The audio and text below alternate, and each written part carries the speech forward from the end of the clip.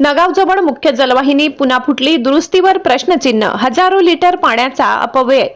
धुळे शहराला पाणीपुरवठा करणारी महानगरपालिकेची मुख्य जलवाहिनी नगाव येथील पेट्रोल पंपाजवळ आज पुन्हा फुटल्याने संपूर्ण शहराचा पाणीपुरवठा विस्कळीत झालाय.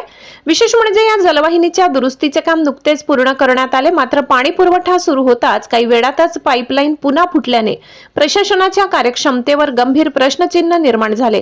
मिळालेल्या माहितीनुसार नगाव परिसरातील ही मुख्य जलवाहिनी गेल्या काही दिवसापासून नादुरुस्त होती.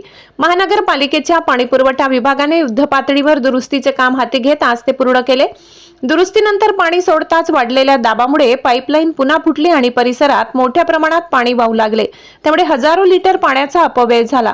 दरम्यान आज दुरुस्ती पूर्ण झाल्यानंतर शहरातील अनेक भागांना नियमित पाणी पुरवठा होईल अशी अपेक्षा नागरिकांना होती. मात्र ऐन उन्हाळ्यात पुन्हा ही घटना घडल्याने पाणी पुरवठा आणखी काही दिवस लांबण्याची शक्यता निर्माण झाली. परिणामी शहरात पाणी टंचाईचे संकट अधिक तीव्र होण्याची भीती व्यक्त केली जात आहे. या घटनेमुळे संतप्त नागरिकांनी महानगरपालिकेच्या कामकाजावर नाराजी व्यक्त केली. लाखो रुपये खर्च करून दुरुस्ती केली जाते, तरीही काम पूर्ण होताच पाईपलाईन पुन्हा कशी फुटते असा सवाल नागरिकांकडून उपस्थित केला जातो. महानगरपालिकेने या घटनेची गांभीर्याने दखल घेऊन तातडीने आणि कायमस्वरूपी उपाययोजना कराव्यात, तसेच शहराचा पाणीपुरवठा सुरळीत करण्यासाठी ठोस पावले उचलावीत अशी मागणी जोर धरत आहे.